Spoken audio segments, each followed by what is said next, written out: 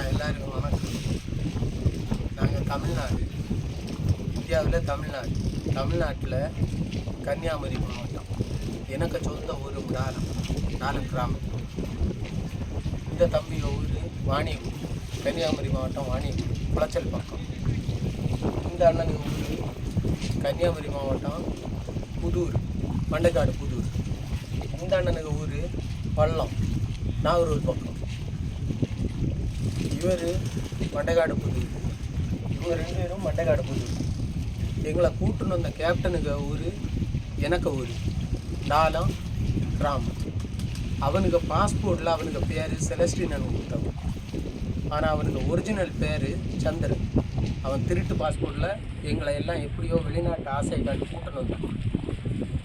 ஆனால் நாங்கள் அங்கேருந்து வரச்சில் எங்களுக்கு ஆளுக்கு கொஞ்சம் 10,000 சொல்லி வாங்கினேன்.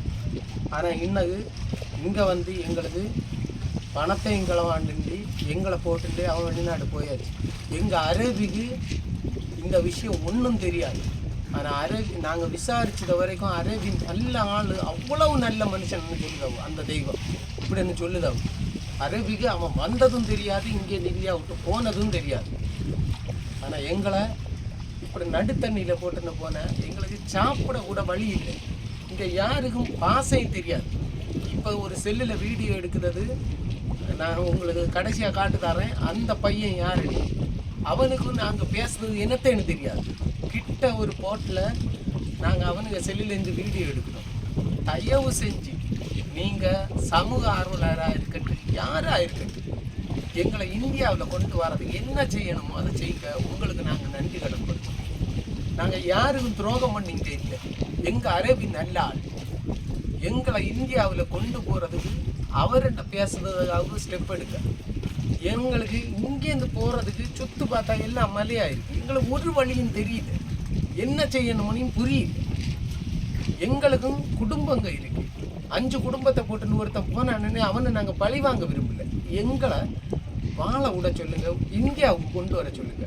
நாங்கள் யார் என்ன பிச்சை எடுக்கணும்னு தெரியாது. பிச்சை எடுக்கணும்னாலும் இங்கே பாச தெரிஞ்சாதானே தெரியும், என்ன செய்யணும்னு தெரியல.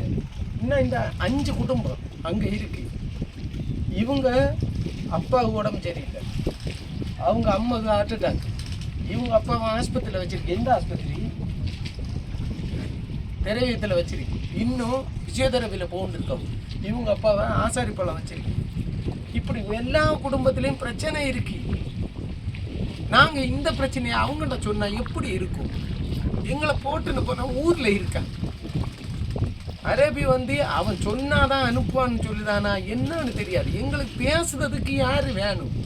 எங்களுக்கு இதை எப்படி ஷேர் பண்ணணும் என்னன்னு தெரியாது. நாங்கள் ஒரு வீடியோவை உங்களுக்கு அனுப்புதாரோம். இந்த வீடியோவை நீங்கள் எல்லாருக்கும் அனுப்பிவிடுங்க. உங்களால் முடிஞ்சால் இது நல்லா இருக்கும். உங்கள் பக்கத்தில் கன்னியாகுமரி மாவட்டத்தில் இருக்க ஸ்டேஷனில் ஒரு இடத்துல காட்டினாலே எங்கள் வாழ்க்கை முன்னேறும். அதை மட்டும் சொல்லுங்கள்.